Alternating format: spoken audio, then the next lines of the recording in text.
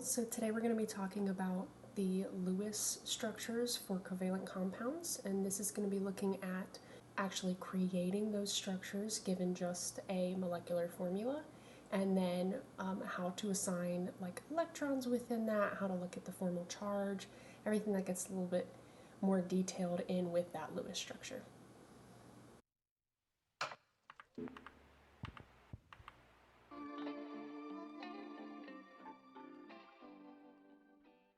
So hi, I'm Jess Beck. This is part 2 of my Chemistry Basics series. We are going to be looking at the Lewis structure today. So that is going to include assigning formal charges to each atom in that compound, as well as how that overall structure looks, where to assign each electron, depending on what is the personality of each element. I try to think of it, but it has to do with valence electrons. So I'm going to explain that to you now. Basically, if you haven't learned this yet, or if you're unfamiliar and need a little review, the columns of the periodic table determine the valence electrons. Transition metals, a little bit weird. They always will be. So we're going to focus on the top 3 rows. Column 1, you're going to have 1 valence electron, and that just means on the outer shell there's 1 electron. Column 2, you're going to have 2. 3 over here, like boron, it's going to have 3 valence electrons. 4, 5, 6, 7, all the way to 8. Your noble gases are going to have 8 valence electrons, and that's why they're called the noble gases. Their outer shell is completely filled. They're happy, they're good to go. So with that being said, that kind of gives us an overview on what we're going to be working with today. It's going to be a lot with valence electrons. It's finding the formal charge in your Lewis structure is going to be your valence electrons minus the electrons touching that particular atom, and I'll explain what that means, and then I'll assign you a formal charge. In covalent bonding, which was what we're using here for Lewis structures, covalent bonding shares electrons. So you're not going to really have a positive atom and a negative, or positive ion rather, and a negative ion, because it's not an ionization. It's not an ion bond, it's covalent. And so that's going to mean that we're going to share it, and so we're looking at where those electrons go in that structure, how equally are they shared, and where are the more electron dense regions. So that being said, so we can look at NH3 here. The valence electrons on nitrogen are 5, and you can find that on the periodic table because it's in the 5th column.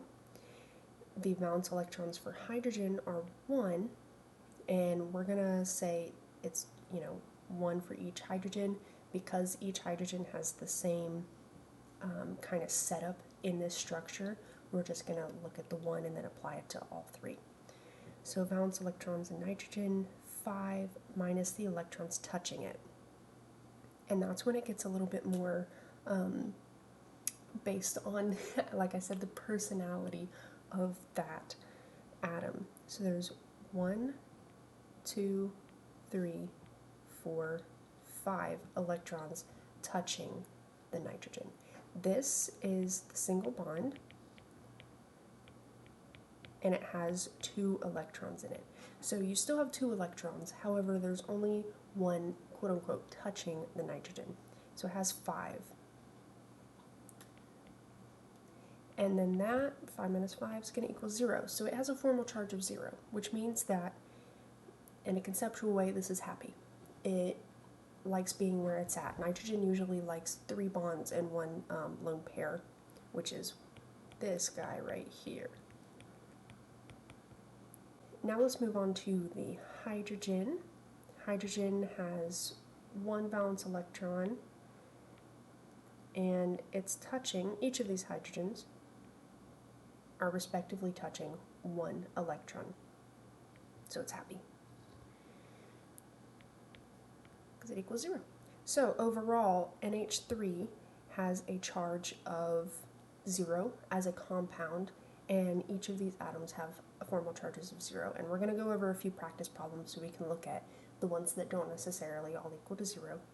But I wanted to point out with this, there's only 5 electrons touching the nitrogen. However, there are 2, 4, 6, 8 electrons available to it through single bonds. And this will usually hash itself out whenever you align with, okay, it's touching 5 electrons, so it's going to be happy, stuff like that. However, if you are between, I'm not sure how to go about setting up the structure, keep in mind that it has to have access to 8 electrons. Hydrogen is unique. It only needs access to 2 electrons, which it has right here. Because its outer shell being on the first row, its outer shell only can hold 2 electrons. That's why it goes down to the second row right after helium.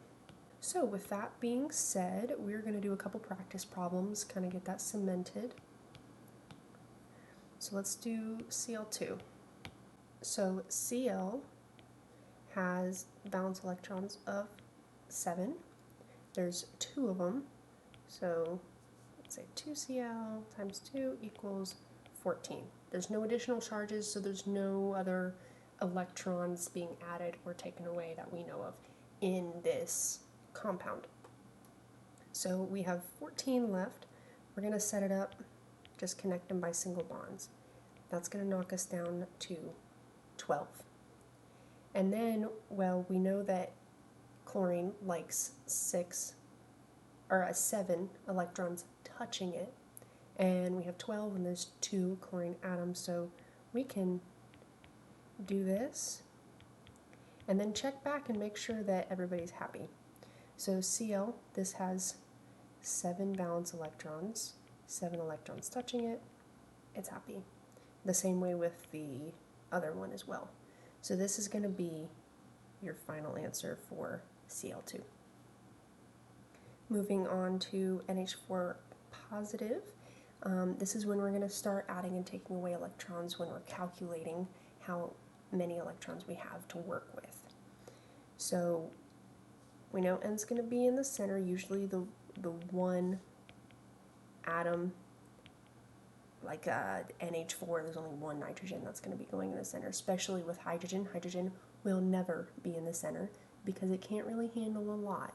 It only likes to touch 1 electron, and it can only handle having 2. So you're never going to have the hydrogen in the center. So with NH4, we have N has 5 valence electrons, 4 H's has 4 valence electrons, so that's 9, but we are, with this positive charge, we know we're missing an electron. So we're going to say -1, and that's going to give us 8 total electrons to work with. We already used 2, 4, 6, 8 in our single bonds, 0, and so now we have to look at, is everybody happy? We don't have much of a choice with this compound because everything needs to be connected, so single bonds is what we have to work with. That being said, we look at H. It's touching 1 electron, the same way across the board, all the H's here touching 1 electron have access to 2, it's happy. Now your nitrogen, nitrogen has 5 valence electrons. It's touching 1, 2, 3, 4. It has access to 8, so that's not an issue. However, it's touching 4. And the access is just to make sure your structure makes sense. This has to do with, however many it's touching has to do with the formal charge. So we have 4 touching electrons, and then that's going to give us +1. And that's why it has an overall positive charge in the structure, is because that nitrogen, it's not very happy. It's got a positive charge on it. It's going to have to deal with it because that's the amount of electrons that we had. And it makes sense. It's a way to double check. You know it's a positive polyatomic ion, and there is your positive charge. Even though it's polyatomic ion, it's still covalently bonded. So we have next ClO3. So we're going to say Cl is 7, 3 times O is 6 valence electrons times 3. 18, 7. However, now we have a negative charge. We know electrons carry negative charges equivalently, so we're going to add 1 electron on top of that. So it's going to give us 26. And we have 3 oxygens to 1 chlorine, so we'll go ahead and put chlorine in the center there. And that brought up 2, 4, 6 for the bonding. We have 20 valence electrons left to work with. You can just start putting lone pairs around the compound and just see where it goes and reconfigure later. I'm actually going to do that a little bit here. We go 2, 4, 6, 8, 10, 12, 14, 16, 18, 20. So that brings us down to 0. But now we got to make sure that everybody's happy.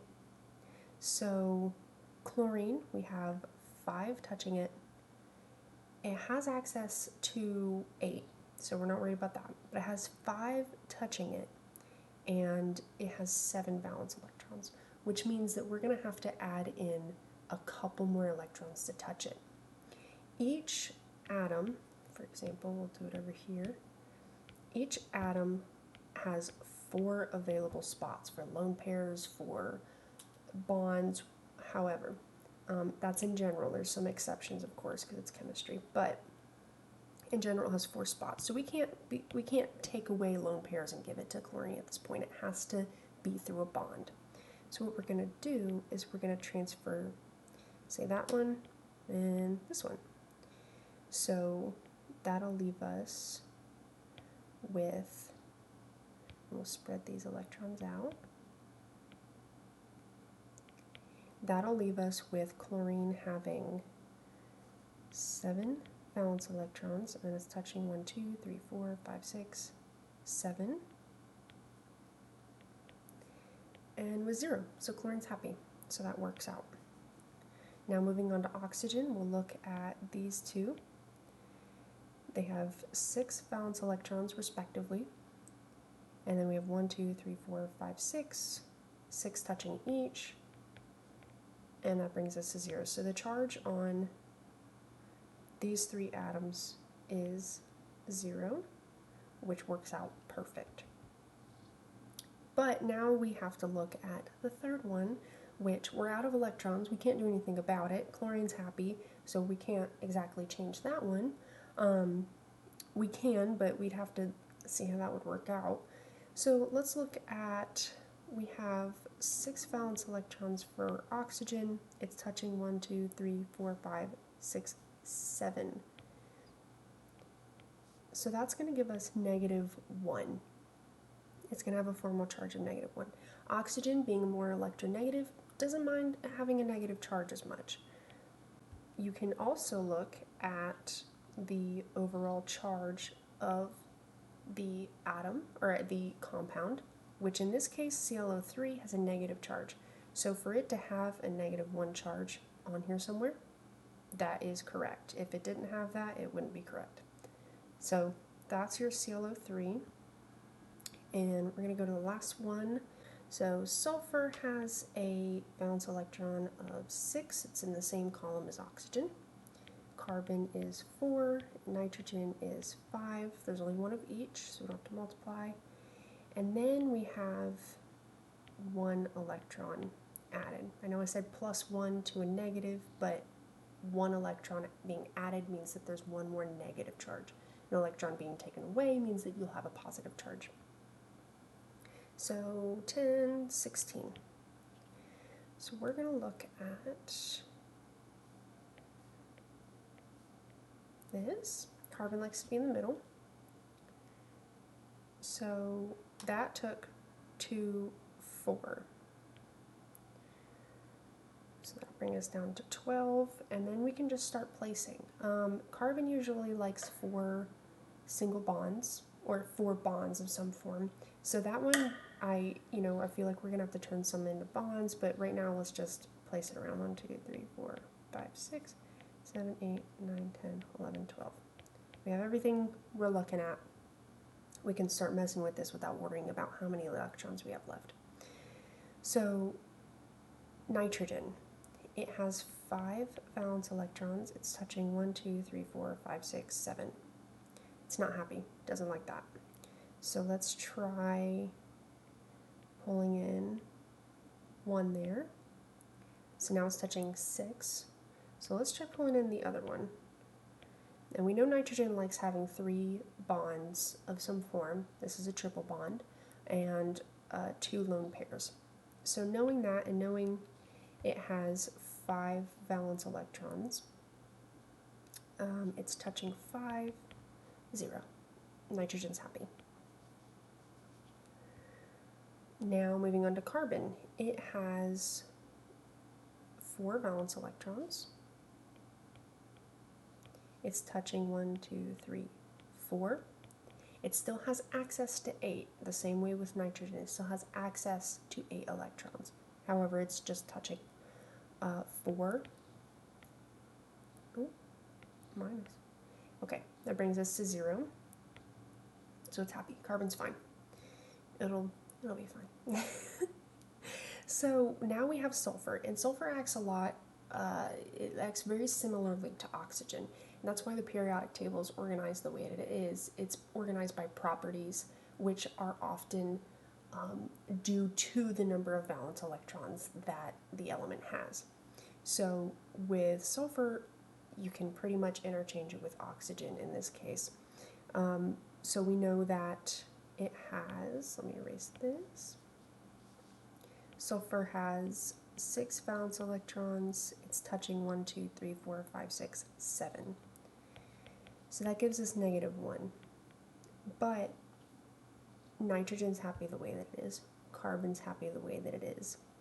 And we know that this makes sense with the negative charge already known for this compound. So this is the correct answer for this compound here. And that's it. If you guys have any questions, please let me know below. You can either comment or there's a link to my website where you can contact me. I am currently offering private tutoring. There's a discounted rate for the first session, and here are the classes that I offer. If you guys are interested in that, you can also go to my website. I post blogs on the content that I'm covering here, and I also have a contact form to get that tutoring started. All right, I know chemistry is hard, but we can get through it. Bye.